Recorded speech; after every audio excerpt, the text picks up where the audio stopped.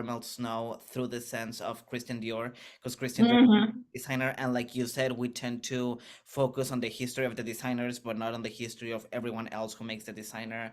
And Carmel Yeah. Snow was super important on Christian Dior's trajectory with the new look and everything. And something that you highlight in the book is like the dedication that Carmel Snow had to travel transatlantically in the middle of the World War, to look for how fashion would look like post the war. The war wasn't even like technically over, but she No, it carried her wasn't. luggage and was looking for answers.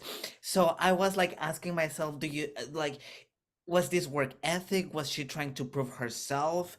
Because it was Mhm. also like this rivalry with Vogue.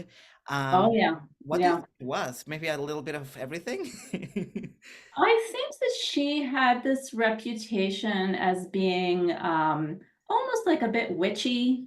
She had that she was able to just put her hand on anything that was important, and she had this. Her staff called her bossy because she always had to get her way. And she did have this incredible rivalry with Edna Woolman Chase, the editor-in-chief of Vogue. She used to work for Vogue. She was hired by Condé Nast, the person, not the company. And he led her to believe that Edna Woolman Chase was going to retire and she would take over. And about 10 years in, she realized that wasn't going to happen. So she went, when she was offered a job at Harper's Bazaar by William Randolph Hearst, she took it.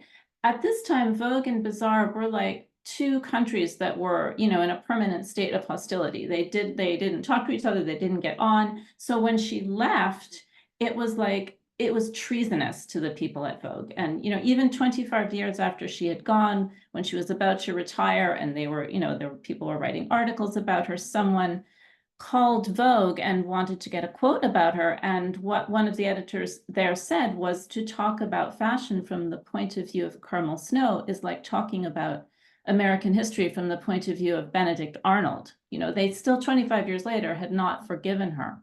So I think she wanted to get the scoop on Vogue. Vogue had a Paris office, they had people there, but she was determined to get the story first. So she went on this really insane trip. She was certified as a war correspondent. She was able to get that because one of her assistants had married someone who was very high up in FDR's administration. She got her papers as a war correspondent. She took this crazy route because, of course, you weren't going to fly across the North Atlantic in December 1944. That was crazy. So she flew from New York to Miami. Then she flew either to the Caribbean or to South America. Then she flew across the South Atlantic to Africa. She flew to Madrid. Then she got a train. This took her about 2 weeks. And when she arrived in Madrid, of course, she saw Balenciaga. She was very close friends with him. And then she went on to Paris. And she ended up spending about 2 months there, sending cables back to New York, getting the news about what had happened in Paris, because nobody knew. It was like there was a bell jar over the city. Very, very difficult for us to imagine that today when we're also connected. But when the Nazis took over Paris, there was no information going out and no information going in. And I think that this crazy journey that she did really burnished her reputation as a fearless editor, as one of the greatest fashion editors ever. So I think she had a lot of different motivations when she did it. And I think it also seems that Harper Bazaar's was a leading publication, or Mhm.